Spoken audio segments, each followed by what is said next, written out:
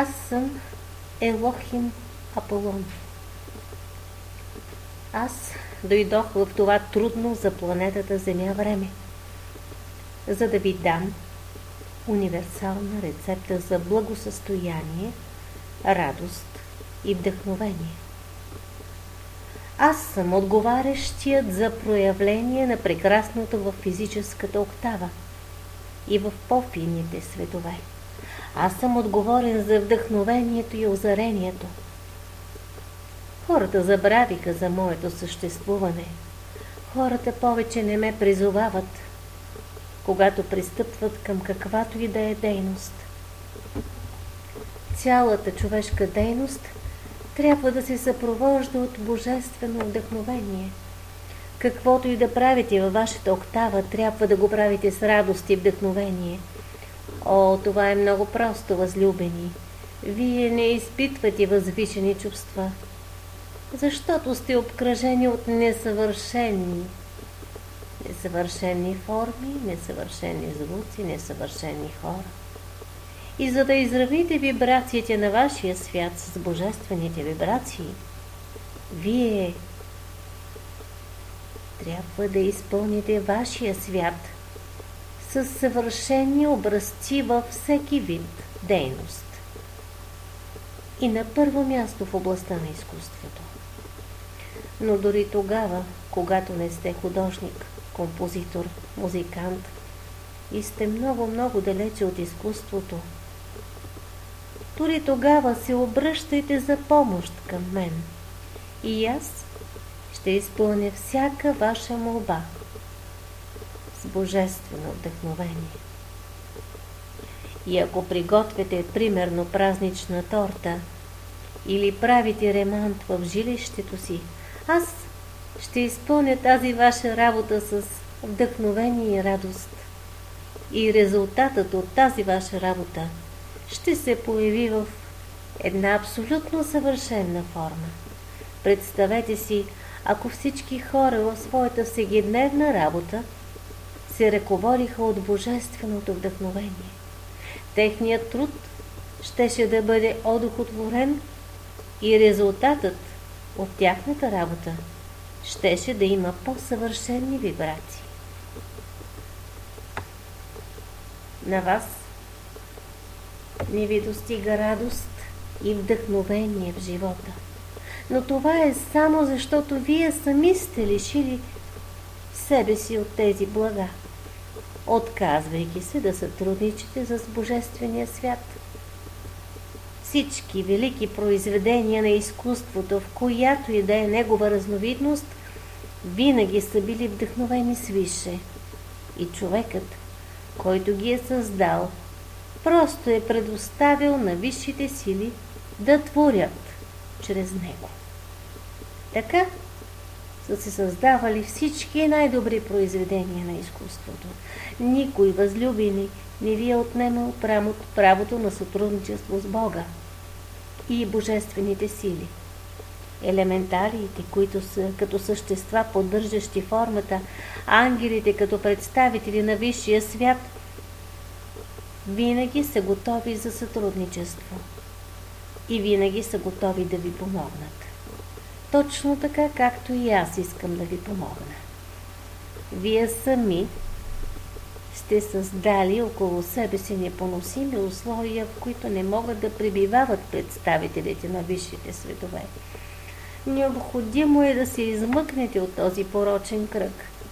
Задължително е да се обкръжите с прекрасни образци във вашия свят, с мека, омайваща музика, с изискани форми.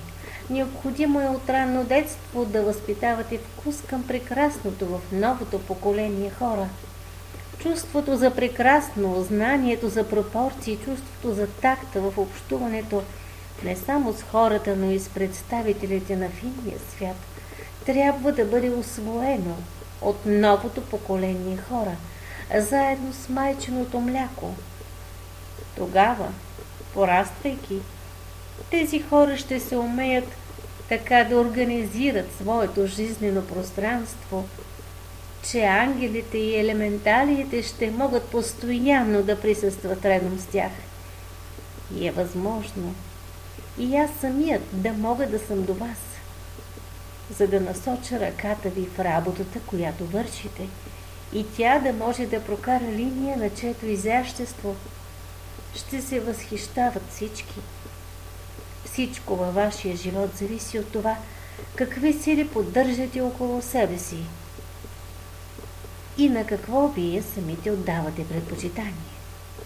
И ако постоянно ходите в черно, траурно облекло с изображение на символите на смъртта и ада, слушате силно звучаща музика с неправилен ритъм, то аз ви гарантирам, че в радиус от няколко километра от вас няма да могат да присъстват нито елементари, нито ангели, още повече аз самият. Не знаех, че ангелите имат уши. Всичко е във вашата власт, възлюбени, и много неща не изискват никакви разходи. Всичко зависи от качеството на това, което ви обкръжава. Има неща, които съдържат в себе си божествени вибрации, а има неща, които съдържат напълно противоположните вибрации.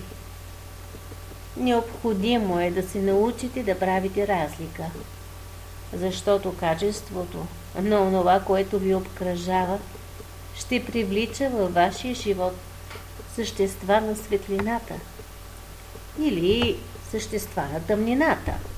Изяществото от обкръжаващите ви вещи и предмети ще дойде постепенно. Но първата ваша крачка и най-главната е да призовете светлите сили преди началото на всяка ваша работа и на всяко ваше начинание. Може би все още съществуват хора на земята, които помнят, че преди началото на всяка работа е необходимо да се отправи молитва. Но толкова малко са останали от тях на земята. По-голямата част от човечеството е потопена в невежество и разчита само на плътските мускули във всичките си дела. И още по-лошо, случва се да се призовават силите на тъмнината и духовете на злото. Невинните души, лишени от истинско знание и елементарни познания в областта на божествения свят, непознаващи силата на молитвата, са принудени да плодят безобразни образци в сферата на дейността, в която работят.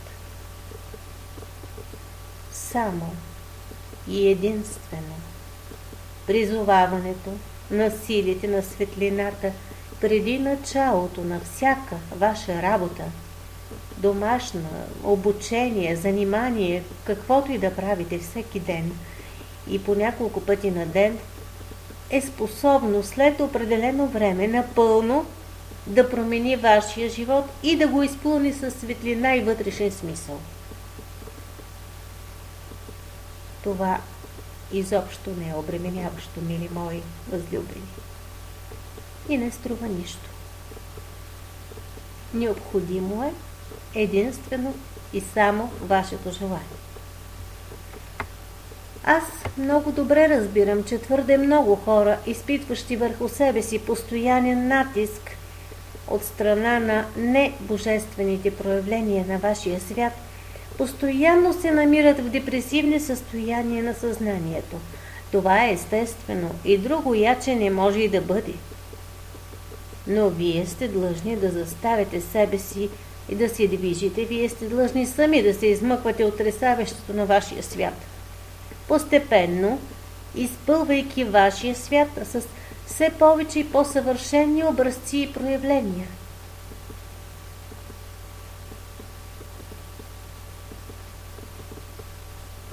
Необходима ви е епоха на възраждането. Вашите души жадуват красотата. Те са уморени от безобразия, от липса на хармония във вашия свят. Изпълнете пространството със съвършени образци. Направете всичко. Абсолютно всичко, което зависи от вас. В края на краищата на първо време може да вземете онези образци от минали епохи, които са изпитани във времето, и да правите репродукции на картини, статуетки от епохата на Възраждането. Проявете своята изобретателност и съобразителност. Само красотата, само съвършенните божествени образци са способни да измъкнат от тресавището съзнанието на човечеството. Съвършенните вибрации на божествените образци оказват влияние на цялото пространство. И точно както иконата, пропита с молитвена енергия, е способна да пази пространството, така са способни да пазят пространството и божествените образци във всеки вид изкуство. Предлагам ви своята помощ, мили мои, за преобразуване на обкръжаващото ви пространство.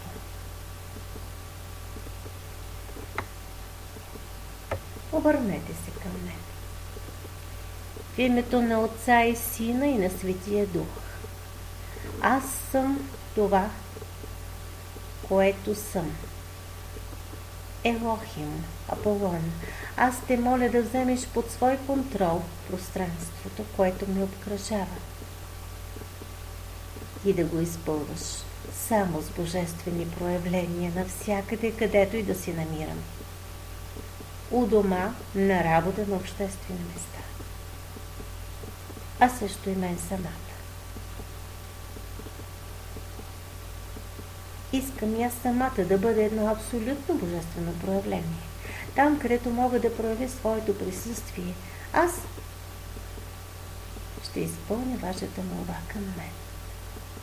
И така, красотата, божествените образци във всяка област на човешката дейност, това е нещото, което ви е необходимо сега.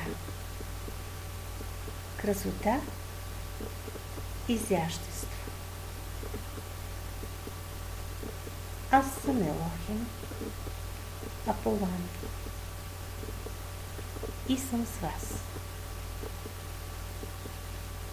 Амин.